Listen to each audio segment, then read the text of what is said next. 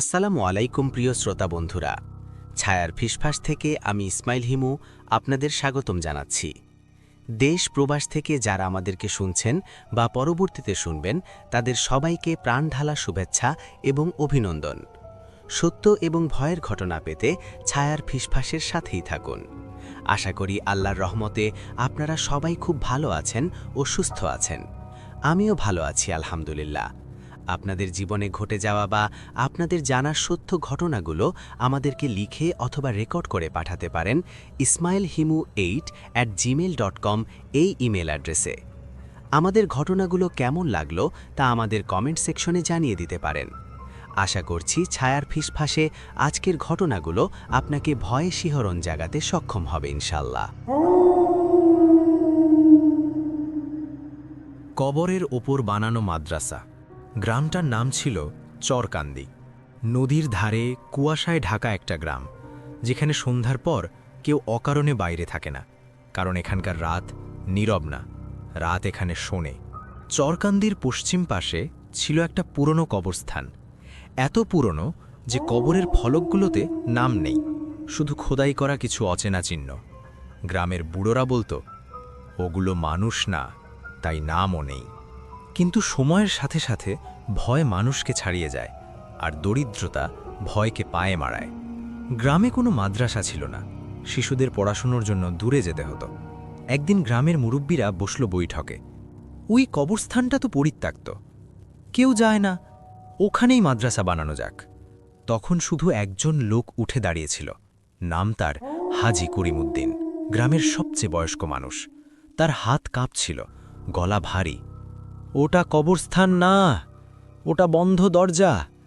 দরজা খুললে ভেতরেরা বেরোবে। লোকজন হেসে উড়িয়ে দিয়েছিল। ভূতের ভয় দেখাচ্ছেন নাকি হাজী সাহেব?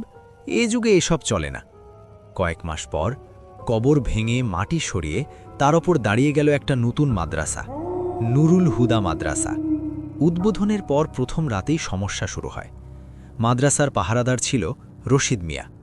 সে রাতে এশার পর একাই থাকত। সেদিন রাত ঠিক 2:17 সে শুনল টুপ টুপ টুপ। কেউ যেন খালি পায়ে হাঁটছে, কিন্তু শব্দটা আসছিল মেঝের নিচ থেকে।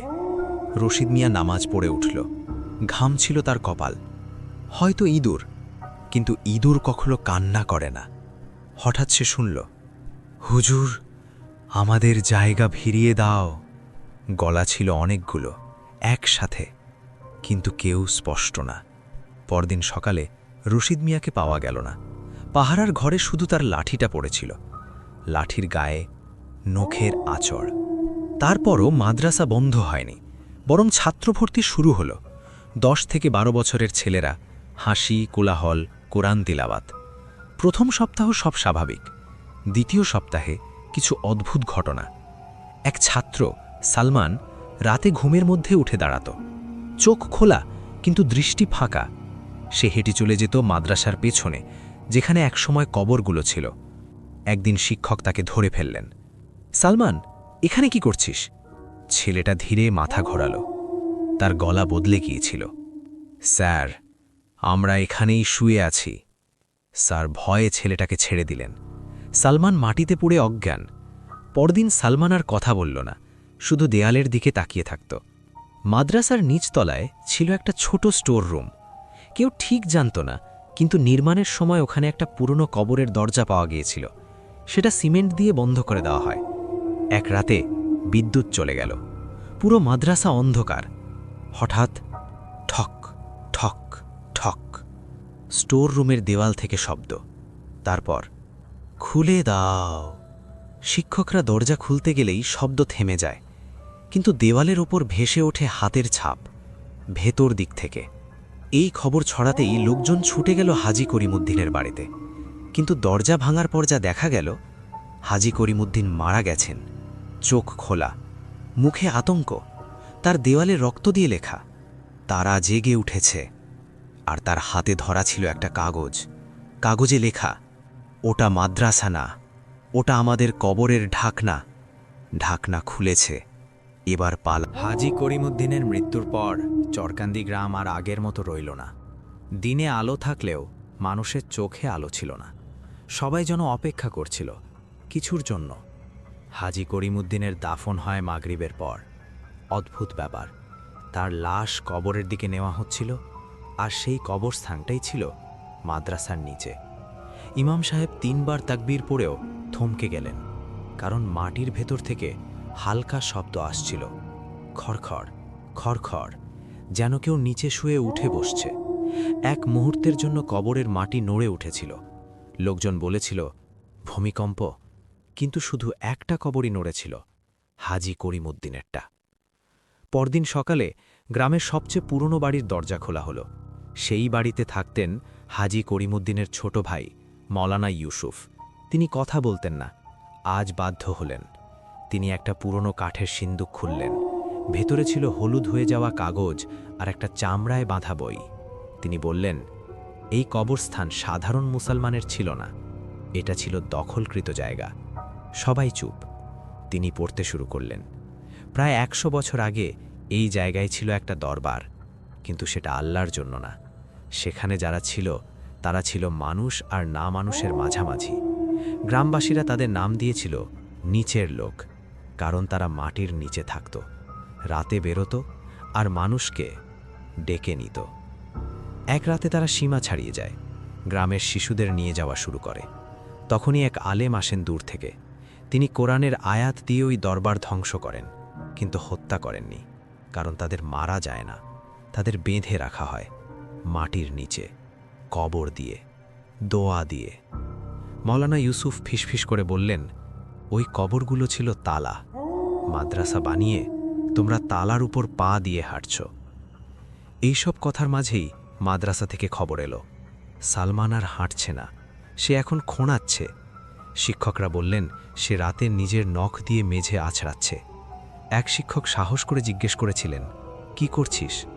সালমান তাকিয়ে বলেছিল, আমাদের ছাদ খুব ভারী, নিঃশ্বাস নিতে কষ্ট হয়। তারপর সে নিজের বুক চেপে ধরেছিল, ঠিক যেমন কেউ কবরের ভেতর দম আটকে গেলে করে। সেই রাতেই স্টোররুমের দেওয়াল ভেঙে পড়ে। কেউ হাত দেয়নি, নিজে নিজেই। ভেতর থেকে বের হলো ঠান্ডা বাতাস, গন্ধ ছিল ভেজা মাটি আর পুরনো রক্তের। একজন শিক্ষক টর্চ ফেললেন ভেতরে। আলো পড়তেই দেখা গেল কবর, অনেকগুলো, কিন্তু সব কবর খোলা, আর দেওয়ালের গায়ে খোদাই করা, আমরা জেগেছি। ঠিক তখনই ওপরে তলায় একসাথে সব ছাত্র চিৎকার করে উঠল। চিৎকার না, একই শব্দ, একই গলায়, দরজা খুলে গেছে। রাতে মাদ্রাসার ছাদে একজন শিক্ষক উঠে গিয়েছিলেন পালাতে। তিনি নিচে তাকিয়ে যা দেখেন, আজও কেউ বিশ্বাস করে না। মাদ্রাসার উঠোনে সব ছাত্র দাঁড়িয়ে, চোখ ওপরে, মুখে হাসি, কিন্তু ছায়া ছিল না। আর মাটির নিচ থেকে উঠছিল হাত, একটা নয়, অনেক। চরকান্দি গ্রামের মানুষ সেই রাতের পর আর ঘুমাতে পারেনি। মাদ্রাসার দিক থেকে ভেসে আসছিল এক অদ্ভুত শব্দ। কোনো চিৎকার না, কোনো কান্না না, বরং যেন কেউ শ্বাস নিচ্ছে, একসাথে অনেকজন। ফজরের আগেই সিদ্ধান্ত হলো, মাদ্রাসা বন্ধ। দরজায় তালা পড়ল, ছাত্রদের বাড়ি পাঠানো হলো। কিন্তু একটা সমস্যা ছিল, সালমান যায়নি। সে স্টোররুমের সামনে বসেছিল, মুখে মাটির দাগ, নখে রক্ত। এক শিক্ষক বললেন, ওকে টানো। 3 জন মিলে টানল। সালমান নড়ল না, বরং সে মাটিতে হাত রেখে বলল, আমরা একা না। ঠিক তখনই মেঝের নিচ থেকে একটা কণ্ঠ, ছেড়ে দাও ওকে। শিক্ষকরা দৌড়ে পালালো। তালাবদ্ধ মাদ্রাসার ভেতরে সালমান একা রইল, অথবা একাই ছিল না। মৌলানা ইউসুফ আবার বই খুললেন। তার গলা এবার কাঁপছিল। তিনি পড়লেন, নিচের লোকরা মরিত না, তারা বন্দী। কবর তাদের মৃত্যু না, কবর তাদের শাস্তি। তারা একসময় মানুষ ছিল, কিন্তু নিষিদ্ধ জ্ঞান শিখে নিজেদের বদলে ফেলেছিল। তারা আলো সহ্য করতে পারে না, কিন্তু মানুষের শরীর তাদের ঢাল। মৌলানা ইউসুফ ফিসফিস করে বললেন, ওরা শরীর খোঁজে। মাদ্রাসার ভেতর সেই সময় যা হচ্ছিল তা কেউ দেখেনি, কিন্তু সকালে দরজা ভাঙার পর যা পাওয়া গেল, সালমান দেয়ালে দাঁড়িয়ে, পা মাটিতে না, তার চোখ কালো, পুরোপুরি। সে ধীরে বলল, আমরা এখন পূর্ণ। তার পিঠের চামড়া নড়ছিল, যেন ভেতরে কিছু হাঁটছে। এক শিক্ষক কোরআন পড়তে শুরু করতেই সালমান চিৎকার করল। চিৎকার না, হাসি। আর মেঝের নিচ থেকে একসাথে বহু কণ্ঠ, এই শরীরটা আমাদের। গ্রামবাসী সিদ্ধান্ত নিল, গ্রাম ছাড়া হবে, রাতে সবাই বেরোবে। কিন্তু সূর্য ডোবার সাথে সাথে রাস্তায় কুয়াশা নামল, এত ঘন হাত দেখা যায় না। কুয়াশার ভেতর থেকে শোনা গেল পায়ের শব্দ, খালি পায়ে, অনেক। একজন লোক দৌড়ে গিয়ে পড়ে গেল, তার পা টেনে নিল কিছু একটা মাটির নিচে। তার শেষ কথা, ওরা উপরে হেঁটে বেড়াচ্ছে। সেই রাতে মাদ্রাসার ছাদে একটা আলো দেখা গেল। সালমান দাঁড়িয়ে, তার চারপাশে ছায়াহীন অবয়ব। সে হাত তুলে বলল, এই ঘর ভাঙবে, কবর খুলবে, আমরা বের হব। ঠিক তখনই মাটিতে ফাটল ধরল। কবরের নিচে যা ছিল তার নিচে থাকল না। ভোরের আলো ফুটতেই মাদ্রাসার এক পাশ ধসে পড়ে। ভেতরে দেখা গেল কবর না, খালি গর্ত, আর গর্তের গায়ে আঁচড়, শরীর পাওয়া গেছে। গ্রামের দিকে তাকিয়ে দেখা গেল কয়েকটা মানুষ হেঁটে যাচ্ছে, চেনা মুখ, কিন্তু হাঁটার ভঙ্গি মানুষের না। চরকান্দি তখন আর গ্রাম ছিল না। দিনে মানুষ হাঁটত, কথা বলতো, কিন্তু চোখে ছিল ফাঁকা কিছু, যেন ভেতরে কেউ বসে আছে। যারা আগের রাতে কুয়াশার মধ্যে হারিয়ে গিয়েছিল, ভোরে তারা ফিরে এলো, কিন্তু কেউ জিজ্ঞেস করল না কোথায় ছিলে, কারণ উত্তরটা চোখেই লেখা ছিল। একজন লোক, রহিম মিয়া, তার স্ত্রী লক্ষ্য করল সে আর নামাজ পড়ে না। আজান শুনেও সে শুধু দাঁড়িয়ে থাকে, মাটির দিকে তাকিয়ে। স্ত্রী কাঁপা গলায় বলেছিল, কি হয়েছে তোমার? রহিম মিয়া ধীরে বলেছিল, নিচে ডাকছে। মাদ্রাসার ধ্বংসাস্তূপের ভেতরে মাওলানা ইউসুফ ঢুকলেন। সবাই নিষেধ করেছিল, কিন্তু তিনি জানতেন যেটা শুরু করেছেন সেটা শেষ না করলে চলবে না। ভেতরে ঢুকে তিনি সালমানকে দেখলেন। ছেলেটা বসে আছে, চোখ বন্ধ। মাওলানা ইউসুফ কোরআনের আয়াত পড়তেই সালমানের চোখ খুলল। এই প্রথম তার চোখে পানি। খুব ধীরে সে বলল, হুজুর, আমি এখানে আছি, কিন্তু আমিও না। মাওলানা ইউসুফ কেঁপে উঠলেন, তুই কোথায়? সালমানের কণ্ঠ ভেঙে গেল, আমার শরীরটা ওরা ভাগ করে নিয়েছে, আমি শুধু কোনায় পড়ে আছি। সেই মুহূর্তে বইয়ের শেষ পাতাটা খুললেন মাওলানা ইউসুফ। ওখানে লেখা ছিল, নিচের লোকদের পুরোপুরি তাড়ানো যায় না, শুধু একবারই দরজা বন্ধ করা যায়। কিভাবে? যে জায়গায় তালা ভাঙা হয়েছে সেখানেই আবার তালা বসাতে হবে, জীবিত কণ্ঠ দিয়ে। মাওলানা ইউসুফ বুঝলেন, এই কাজের জন্য দরকার একজন, যার শরীর দখল হয়েছে কিন্তু আত্মা এখনো বেঁচে, সালমান। এর মধ্যেই গ্রামে অদ্ভুত পরিবর্তন। রাতে বাড়ির দরজা নিজে নিজে খুলে যায়, আয়নায় নিজের ছায়া দেখা যায় না। শিশুরা ঘুমের মধ্যে বলে, আমরা নিচে যাব। মাটিতে নতুন নতুন ফাটল, কবরের মতো। এক বুড়ি চিৎকার করে বলেছিল, ওরা আর লুকোচ্ছে না। মাওলানা ইউসুফ সিদ্ধান্ত নিলেন, এই রাতেই মাদ্রাসার ঠিক মাঝখানে, যেখানে প্রথম কবর ভাঙা হয়েছিল। সবাই ভয়ে পালিয়ে গেল, কেউ রইল না, শুধু মাওলানা ইউসুফ আর সালমান। রাত ঠিক ৩:৩৩। হাওয়া থেমে গেল, চারপাশ নিস্তব্ধ।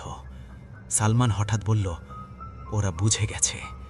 মাটির নিচ থেকে শব্দ উঠল, খড় খড়, ঠক ঠক, অনেক পায়ের শব্দ।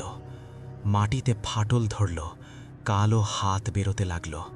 কিন্তু তখনই সালমান চিৎকার করে উঠল, এখন হুজুর, এখন পড়ুন। মাওলানা ইউসুফ কাঁপা কণ্ঠে আয়াত শুরু করলেন। সালমান চিৎকার করছিল, না, ব্যথায় নয়, ভেতরের যুদ্ধের জন্য। তার কণ্ঠ বদলাতে বদলাতে একসময় দুটো কণ্ঠ হয়ে গেল, একটা শিশুর, একটা গভীর, পুরনো। শেষ লাইন শোনার আগেই মাটি পুরো খুলে গেল, আর ঠিক তখনই আলো। রাতটা ছিল নিঃশ্বাসহীন। ৩:৩৩ পেরিয়ে গেছে, কিন্তু আলো ফেরেনি। মাদ্রাসার ধ্বংসস্তূপের মাঝে মাওলানা ইউসুফ দাঁড়িয়েছিলেন। কোরআনের আয়াত থেমে থেমে বেরোচ্ছে তার মুখ থেকে। গলা শুকিয়ে এসেছে, হাত কাঁপছে, আর তার সামনে সালমান। সালমানের শরীর কাঁপছিল, তার মুখ দিয়ে একসাথে দুটো কণ্ঠ বেরোচ্ছে, একটা কাঁপা শিশুর মতো, হুজুর আমি ঠান্ডা অনুভব করছি, আর একটা গভীর ভারী, এই শরীর ছেড়ে যাব না। মাটির ফাটল বড় হতে লাগলো, ভেতর থেকে উঠছে কালো ধোঁয়ার মতো ছায়া, হাত নয় আর, এখন অবয়ব। মৌলানা ইউসুফ বুঝলেন সময় শেষ। তিনি শেষ আয়াত পড়ার জন্য শ্বাস নিলেন। বইয়ে লেখা ছিল জীবিত কণ্ঠ দিয়ে তালা বসাতে হবে, মানে শুধু আয়াত যথেষ্ট না, স্বীকারোক্তি দরকার। মৌলানা ইউসুফ কাঁপা কণ্ঠে বললেন, সালমান শোন, তুই কি চাস ওরা চলে যাক? সালমান কষ্টে মাথা নাড়ল, আমি বাড়ি যেতে চাই। ঠিক তখনই গভীর কণ্ঠটা চিৎকার করল, এই আমাদের দরজা। মৌলানা ইউসুফ জোরে বললেন, তুই কার? সালমান চোখ বন্ধ করে চিৎকার করল, আমি আল্লাহর বান্দা, এই শরীর আমার। এই কথার সাথে সাথে মাটি কেঁপে উঠল। আয়াত শেষ হলো, এক বিকট শব্দ, যেন হাজারটা দরজা একসাথে বন্ধ হচ্ছে। ফাটলগুলো জোড়া লাগতে শুরু করলো, ছায়াগুলো চিৎকার করল, কান্না না, রাগী ভরা চিৎকার। একটা শেষ কথা ভেসে এলো, আমরা আবার ডাকব। তারপর নিস্তব্ধতা। ভোরের আলো ফুটল, গ্রামবাসীরা সাহস করে ফিরে এলো। মাদ্রাসার জায়গায় এখন একটা সমতল মাঠ, না কবর না বিল্ডিং, শুধু মাঝখানে একটা পাথর, পাথরে লেখা, এখানে কিছু শুয়ে আছে, বিরক্ত করো না। সালমানকে পাওয়া গেল মাঠের ধারে, জ্ঞান আছে কিন্তু চোখে গভীর ক্লান্তি। সে শুধু একটাই কথা বলেছিল, ওরা গেছে কিন্তু পুরো না। তারপর সে আর কখনো ওই জায়গার দিকে তাকায়নি। আজও চরকান্দি আছে, কিন্তু সেখানে কেউ ওই মাঠে ঘর বানায় না, রাতে কেউ মাটি খোঁড়ে না। আর মাদ্রাসার কথা উঠলে সবাই চুপ করে যায়, কারণ মাঝে মাঝে খুব গভীর রাতে মাঠের মাঝখান থেকে হালকা শব্দ আসে, ঠক ঠক, যেন কেউ ভেতর থেকে তালা পরীক্ষা করছে। শেষ কথা, সব দরজা বন্ধ করা যায় না, কিছু দরজা শুধু ভুলে থাকতে হয়।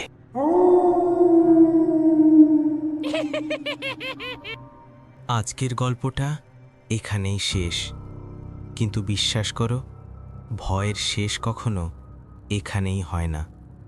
কারণ কিছু গল্প শোনা শেষ হলেও তার ছায়া থেকে যায় আমাদের চারপাশে, অন্ধকার ঘরে, নিস্তব্ধ রাতে, কিংবা হঠাৎ কানে ভেসে আসা কোনো অচেনা শব্দে। যদি গল্পটা তোমার মনে একটুও শিহরণ জাগিয়ে থাকে, তাহলে বুঝবে ভয় এখনো বেঁচে আছে।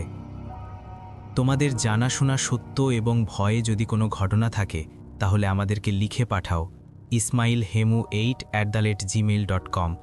এমন আরও ভয়ঙ্কর, রহস্যময় সত্য ঘটনা আর ভূতের গল্প শুনতে চ্যানেলটা সাবস্ক্রাইব করো, ভিডিওটা লাইক দাও, আর কমেন্টে জানাও আজকের গল্পের কোন অংশটা তোমাকে সবচেয়ে বেশি ভয় পাইয়েছে।